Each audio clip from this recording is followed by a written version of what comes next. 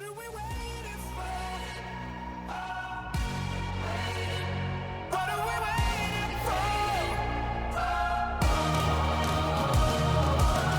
Can't be what we can't see. So yeah, in the last couple of years, I've kind of discovered I am, no doubt about it, I'm a very sentimental person.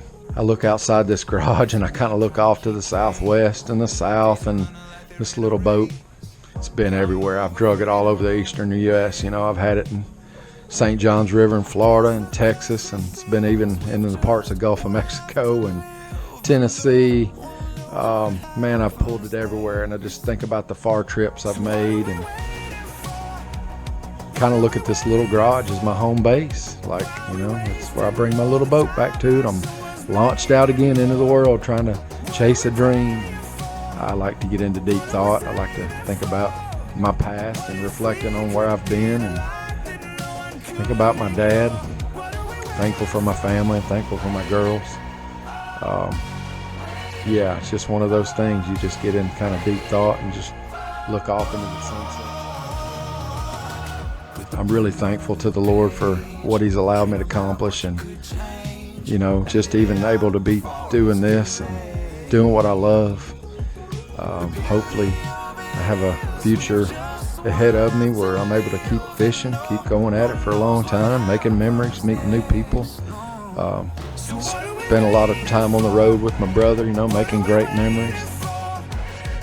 Mr. Chris Quaintance from Muscle Shoals, Alabama. That's right. He's our top dog coming into today. 10 pounds and 14 ounces to win this thing. You see his face. He's got a limit of bass. Mr. Quaintance, Chris Quaintance, your tournament champion with 17 pounds and an ounce. So I'm talking about hold those fish up and show them to your family. What are we waiting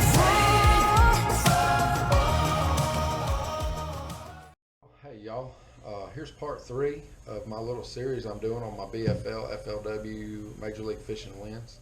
We fast forward to May of 2019, I believe this was. Didn't expect this to happen. It's got a neat story behind how I won this, but so I'm sitting on 2 wins. I've got 1 win on the co-angler side back in 2015. I got my first win that I shared with you guys in 2014. So had some good finishes, and it's a pretty good gap. That's a 4-year gap before I got my win number 3. I'll cover in my last part. I had a 2nd place finish at Columbus Pool, 2nd win as a boater back in 2019. So this one I dedicated to my dad because he passed away about a month after I won this tournament, and he was very, very sick in the hospital during this tournament. I was concerned that something was going to happen while I was fishing. So my dad was on the mind. You know, my dad brought me up fishing, and I wanted to dedicate this one to him. Boy, I miss him, you know, and all the trips we had growing up, you know, and my dad getting me into fishing, and, you know, tournament fishing back in the days of that nitro fishing ski boat. We didn't do any good, but we tried. But man, I miss my dad. How it went down. Neat story behind this, how I found these fish. And this spot I'm about to tell you guys, this area ended up winning me a lot of money over the next. It put me quite a bit substantially over what I paid for this boat, brand new win, as far as my earnings. So a year and a half before this tournament, it's winter time. I'm out just piddling around, trying to just fish some new areas of the water, because my old juice that was so good for 8 to 10 years, it just died. I mean, wasn't catching a lot of fish down there anymore. I thought, man, I've got to expand my horizons. I've got to get out. And so I'm idling around. It's February, late February, I think, and I'm mid-lake, and I'm idling around on this really, really long tapering point. You know, I was idling around, and I seen some features on my depth finder that I really liked. I thought, wow, man, so I ended up marking it. I think I just had the down M's in and the mapping on it, and I marked it. So I knew it was there. It was a waypoint. A year and a half later, all that time, I never went back and fished it. It was just there. It's probably about a month before this tournament. It was in late April. I said, I'll go check that spot out. I was just checking some waypoints I'd marked, you know, random, and So I pull up, and this thing's just quite a ways offshore. Average depth, probably 8 to 10 feet of water. I pull up again with my worm that I like and start fishing around, and caught some really good chunky fish. Nothing giant yet out of this hole. I thought, oh man, okay.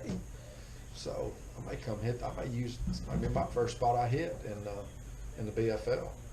So I think it was, I don't know, second or third tournament that year in the Mississippi division. My game plan, I was almost going to run to my old juice and start, and I thought, no, don't do that. You go to where you're going to catch some fish. Get you a good solid sack. So I go to this spot. I haven't fished in a tournament yet. Not spent a whole lot of time fishing it, period. Just knew it was there. I think I had a cheap Humminbird, outdated, one of the 998C.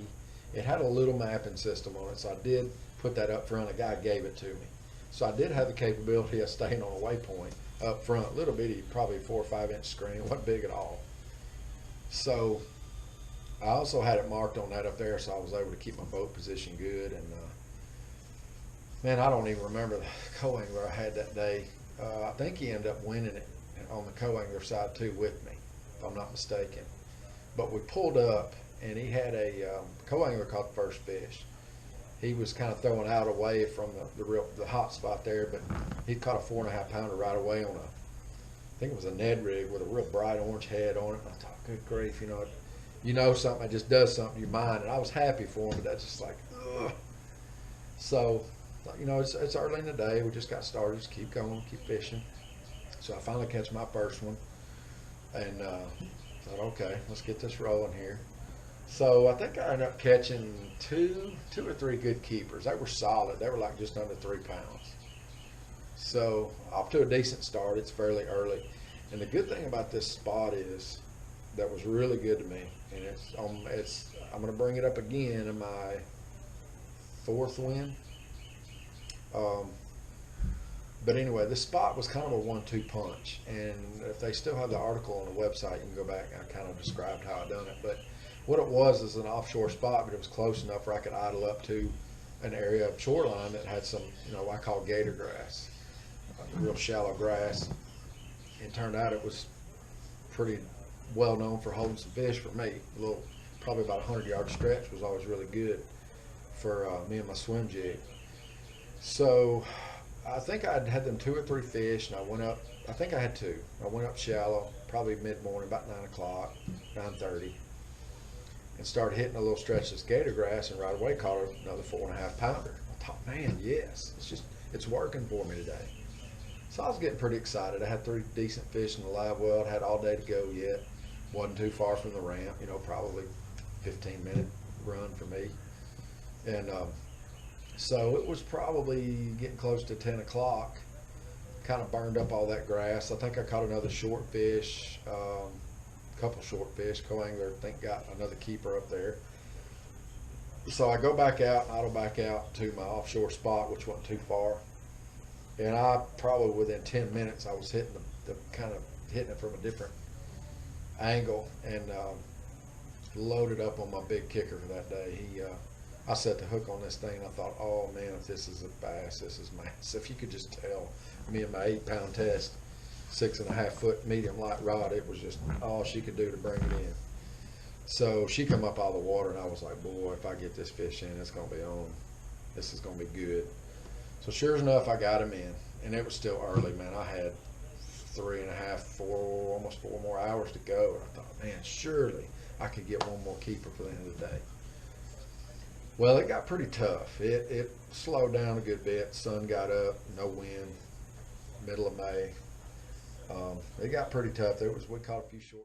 So sorry for the outfit change so quick. Very, very important part of one last fish that I caught. I realized this when I was editing this video, and I've got to throw this in there. So what happened that day, I've got my 4th fish. I've got my 1 giant in the live well, and the bite, the best I remember, just absolutely shut down. And I knew I was going to need one more good fish. I was feeling really good about what I had. I had 3 good solid keepers, and then my 1 big kicker fish in the live well. Had caught a few short fish, but you could just kind of feel it. Everything around me was dying, still catching a few short fish. Of course, as I'm fishing, I'm running through all these areas on the lake. Okay, I want 1 more good kicker. What gives me a shot? What's my best shot right now? Well, being somewhat limited on this boat, tournament day generally 48 to 50 mile an hour depending on the load, considering the amount of time that's going to take to run to an area.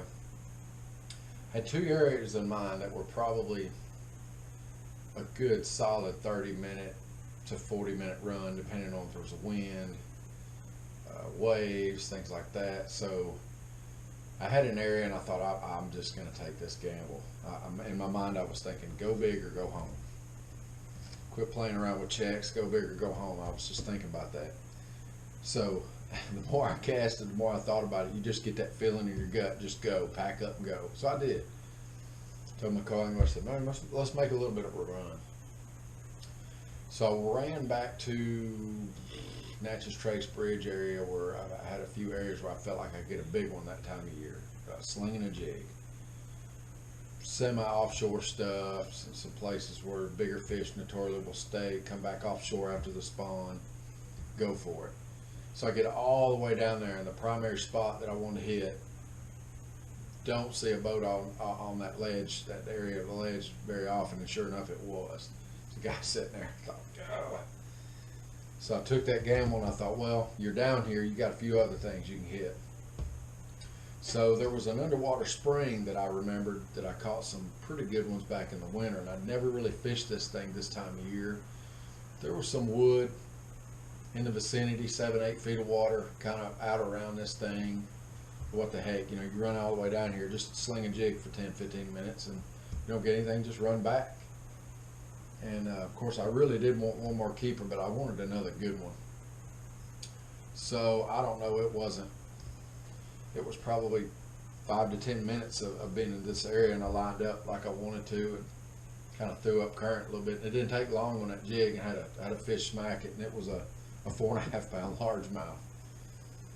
And of course that got me really excited. That finished out my 5 fish limit, and then I knew I had something good. You know, I think I thought maybe I had 19-20 pounds in the live well, so I was feeling a lot better about that. So then, you know, this motor's got a lot of hours on it at the time, and I always have, I'm an overthinker, and I always have this panic in my mind, man, what if something happens? I'm gonna give myself some time. So I give it another 15-20 minutes. We might have caught, I think my co-angler caught maybe 1 more keeper there, and then I was quite a ways away from J.P. Coleman, where the tournament was out of, and just decided to play it safe and run on back and fish the rest of the day out up there. And we did. I think we might have had another hour or 2 left or something.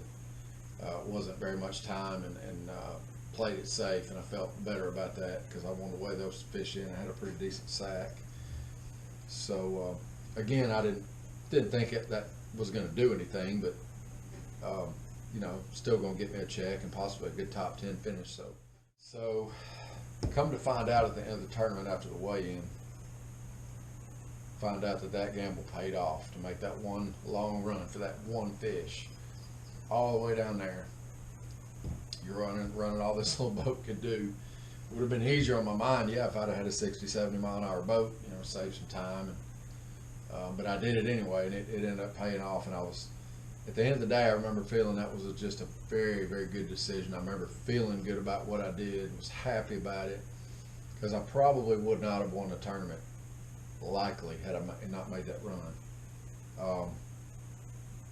You know, who knows what would have happened if I'd have stuck around, but you just kind of generally feel when your area is just dying, that bite shuts down, you got to do something. So there again, it's May. You know, it was around the start of where them fish start moving off. Them guys get really, really hot on them ledges, and I'm not a big ledge guy. I can't go out there and hammer them like those guys can. So I thought, well, maybe I got a chance at a top 10 with what I got. And I figured I had 19-20 pounds. And of course, them MLF and FLW scales are always generous. And I always appreciate when I get up there and I weigh my fish, so it's always more than I think I have. Because I don't take the time to weigh my fish. I just don't do that. I just throw them in a live well and go. And got an idea in my mind, and I probably going to get bit one day doing that, but it's just the way I do it. So anyway, I weigh him in. Robert Evans is up there. And so I think a guy had 19 pounds, something like that, was in the lead. I don't remember what flight I was in, but I think it ended up being 21 pounds, 5 ounces, something like that. I'll have to look back up there again and see, but he said, he's got it. And I thought, I just did another fist pump. I thought, man, you've got to be kidding me. I said, thank you, Lord. So there again, I nervously waited. Oh, man, I was just tore up. I thought, man, if I win this second one on the boater side, this to me, gives me a massive amount of confidence to know this just wasn't a fluke. Like what you're doing is working, your mindset's working, your skill level's working. God is working. I mean, ultimately, all glory and credit to Him. And then I was thinking about my dad. I thought, man, I would love to be able to go back to the hospital and tell Dad another one. I want another one. So I was hanging on for dear life, man. I was saying, oh man, this would just be wonderful. So sure enough, weigh-in finished up. When Robert said them scales were closed, and I'm sitting up there in that #1 spot on that little TV screen, my heart was so warm. Then I honestly say that win hit a little different. Yes, the first one was special. Yes, the co-angler win was great because I had one on both sides. But that one kind of helped me set in that, hey, there might be something to this. You know, it's just a confidence thing for me. So it was really good, man. I was able to go back to the hospital and tell Dad that, you know, and he just kind of could barely understand. But I said, Dad, I got me another one. I want another one. I was so excited to be able to go back and tell him. But man, it was really good. It was a really exciting win. It was a decent payout, you know, but it really, as far as my confidence, I'd say this #3 win, it really, really boosted my confidence. It really set me in I was about to go in a direction where I was about to spend a lot of money on another boat and just go for it. Maybe I should have, I don't know. I've just been up in the air about that for a long time, but you know, this little thing's paid for. It's cheap to operate, still going somehow. I don't know how that motor had to been made on a Tuesday, because that thing just still going. All the long runs I've made it, my hat's off to Mercury. Them guys back in that day, that thing's just a warrior. This little boat too, I mean, it's been good to me. I really, really struggled with my regionals in the fall. It's been a bugaboo for me. I just didn't have a lot of practice time. Had some good practice days. Some stuff fell apart, you know, if I just kept, that's the frustrating part that I'll share in the end. But nobody's fault but mine. You know, I didn't execute right. I didn't do what it took to win a regional. But that's kind of what I have my eyes on then. After this win, I thought, I need a regional win. I need something big. You know, give me some resources to, whether it's another boat, some entry fees to start hitting some big stuff. And I really had confidence in myself that, hey, I might be able to do this. I might be able to go somewhere with this.